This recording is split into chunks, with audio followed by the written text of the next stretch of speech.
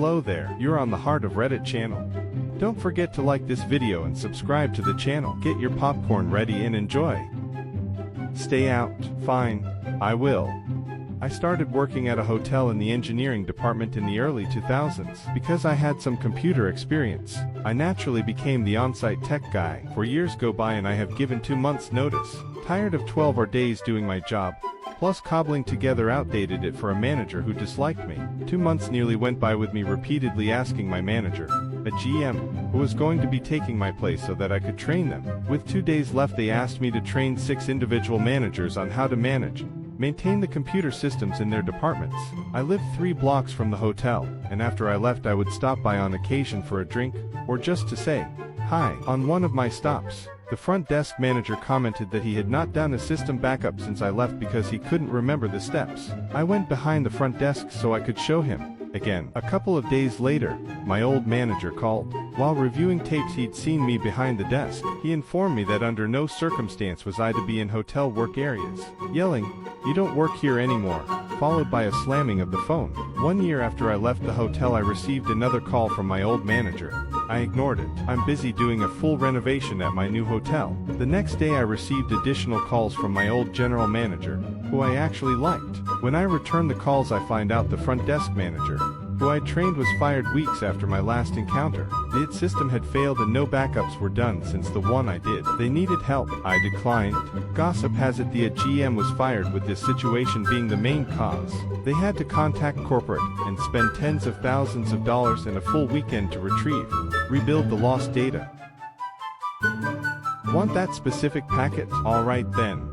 I work in a supermarket to make ends meet as a student. A few months ago, I was minding my business when I heard someone shout, "Hey you." A Karen was standing next to the shelves with the chips and was pointing at something. "I need you to help me now." Karen wanted one of the packets of chips, which were placed right on top of the shelf, out of reach for anyone smaller than a giant. Those packets, however, were empty and only there for decorative purposes. I tried to explain this to Karen and that I could look if we had the same, normal, packet in stock, since there were no left in the shelf at their normal place. But Karen kept on demanding that one specific packet of chips, from the top of the shelf. Alright then. When I gave her the clearly empty package, she completely lost it. At the top of her lungs, she started screaming that she was being scammed, that it was illegal to sell empty products, even though they were clearly not for sale, and that I was stupid. Attracted by her screaming, other co-workers, and also customers came to defend me, and Karen left the supermarket fuming and without any chips.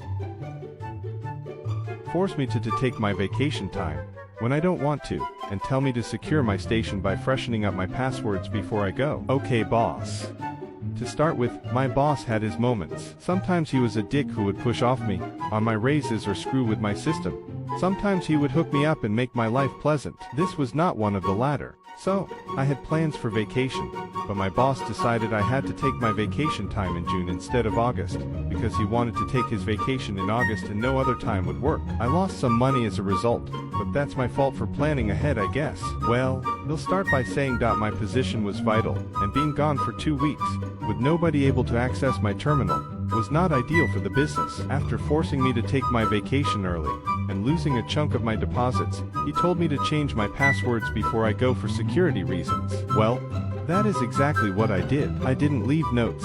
It's a security system. I don't leave passwords laying around. I didn't leave anything for his part-timers to work with. I did precisely as he demanded, and when I go on vacation, my work phone does not ever get turned on. I straight up left it at home. I told him on the way out the day before, that if he has questions, ask him now. He said, "I know what I'm doing." Apparently, while I was gone 2 weeks, his part-time techs ruined the server system, destroyed my work terminal, managed to screw up and lose several clients, got my account hardlocked, was easy to fix, and all around, cost my boss about $100K in damages, profits lost. Most of these part-timer techs were fired for the amount of property damages they did. For the life of me, I can't figure out how they ruined so much tech while I wasn't around. I still don't know how he runs a business, but he stopped giving stupid requests like that.